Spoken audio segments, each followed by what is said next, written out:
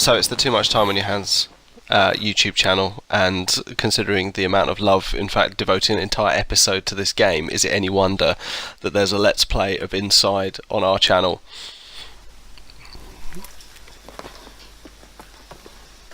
Such an understated start, just the little boy falling down that little bit of rock and landing, boom, in the forest.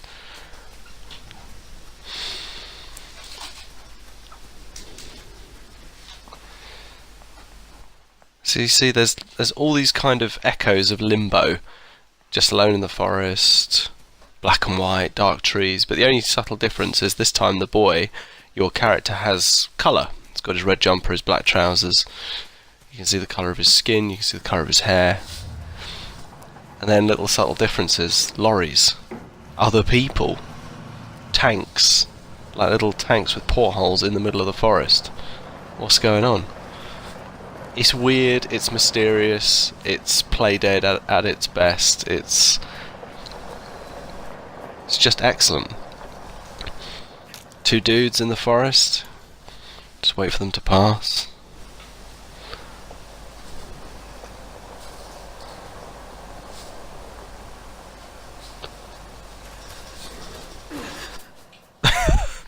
Yeah, see, that was an easy and avoidable death. Like, one of the things I've learned through this game is wait a little bit more, and then keep moving. Especially when there are flashlights involved.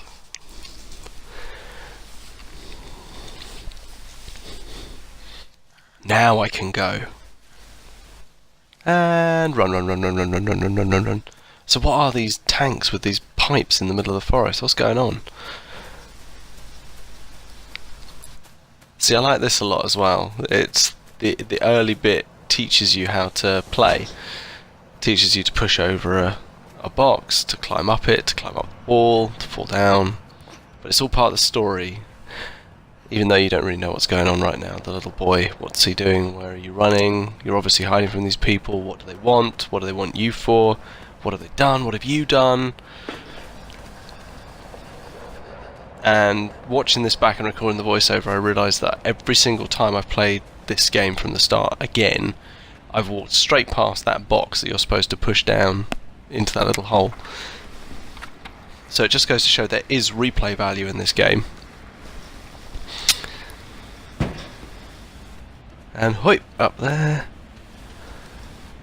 See, this is great as well. Like, there's not much going on out here, but then suddenly, boom, they catch you in the torchlight. And they set the dogs on ya. And you're just about out of the water, and it so nearly catches up with you.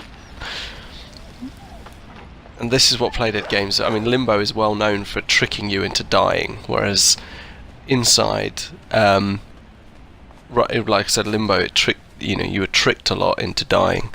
In Inside, you feel that actually it's your mistakes that cause you to die. It's not about the game tricking you this time round. It's you. It's when you make mistakes, and when you escape, you can never tell whether it's because you've been really good or whether it's because the game's let you get away.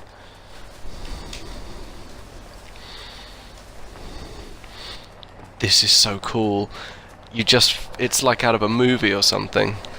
The lights, the searchlights after you. And I remember this, having to hide, but I got killed a fair few times.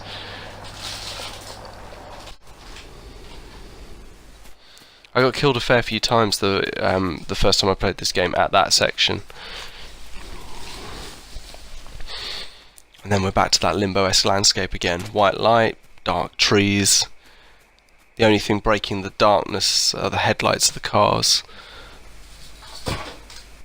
And they've seen you.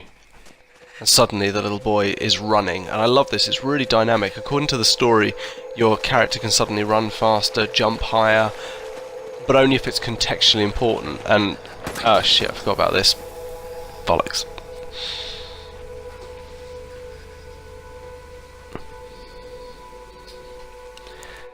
The soundtrack is also very haunting. It's very, very good.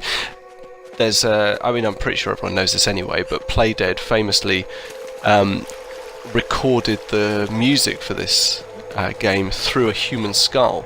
They reverberated the sound through a human skull, because the way that sound reverberates through your skull anyway is very impressive and causes a different sound. Actually, on their SoundCloud, you can listen to the original soundtrack as it was recorded, still beautiful, but then you can listen to the version that was recorded through the human skull, and you can feel the difference. You can hear the difference. It sounds echoey and epic. Inside also does underwater sections extremely well, especially when there's a searchlight. It does refracting light through water extremely well. And I think on a PlayStation Access video they talked about water, and Inside wasn't in that. They talked about great water effects in games, and Inside didn't get a look in, but I think it's one of the best examples. I mean, look at the raindrops. The raindrops hitting the surface of the water as you swim. Dead pigs. Lots of dead pigs. What's going on? And there's the obligatory singing in the rain bit.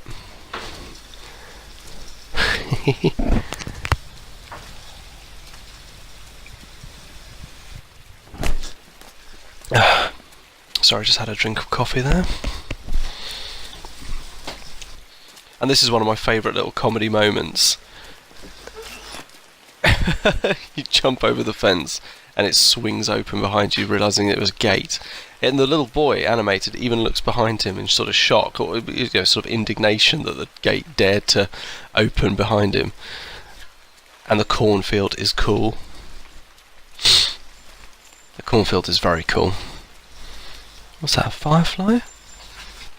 Oh no, this is where the little cheep cheep cheep cheep. It's the adorable baby ducklings. I remember when I first played this game, I thought that there was something wrong with my speakers. I thought there was some artifacting sound, something crackling on. See, loads and loads of dead pigs. Yeah, sort of weird. I thought there was something wrong with my speakers, until I realised that they were meant to be little cheepy chirpy chicks. And see, look, they all gaggle around you.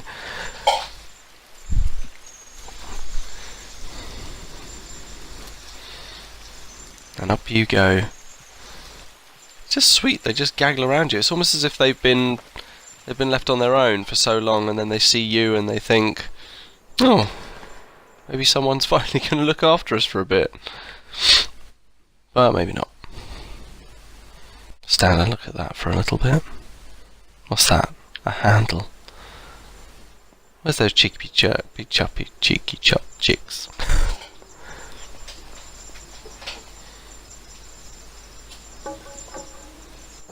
Beautiful sound. Come on then, in you come. I apologise in advance for the fact that I'm going to have to propel you from inside a massive machine. Where are they all? There they are.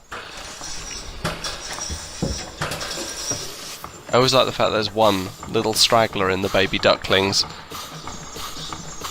And the little chuggy machine. No, I was too late. I need to get them all the way over the other side, and then get them all the way back. Yep, just hug that wall, and off I go! Quick, beat the ducks, beat the ducks! Forgive me for what I'm about to do to these ducks. Oh, sorry! So in case anyone missed that, I just fired them through a machine at a box to push that box off of a very small ledge, and now I'm leaving you all behind, ducklings. Best of luck. I'm sure you'll be fine. I miss you. Again, Limbo-esque, it's harking back to its days, the black and white. And that was a fail. Ouch. Try it again. And run, and jump way into the pigs.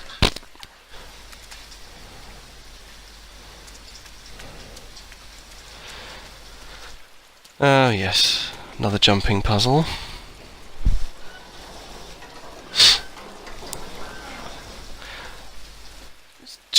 There's just too many dead pigs, isn't there? It just doesn't feel right. This feels like a testing facility or something. But of course we are also very, very close to the conclusive proof that Limbo and Inside take place in the same universe, because there is one unifying thing that we meet just after we get through this mud, or whatever else that could be, over the chain link fence, through more mud, and there. The slugs on their heads.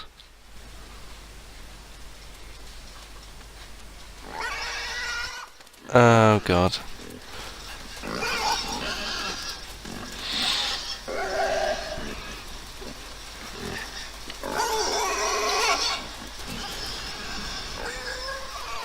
So the pig does have one of the mind control slugs from Limbo attached to it, which is making it go mental.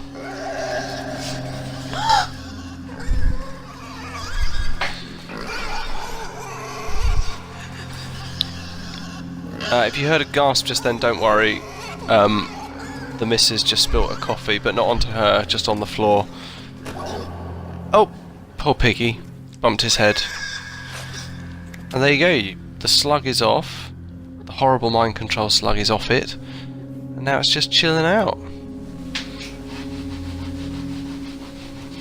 The pig looks knackered.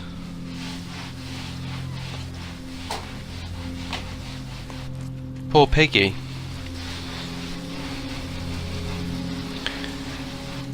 And the music itself is very Limbo-esque.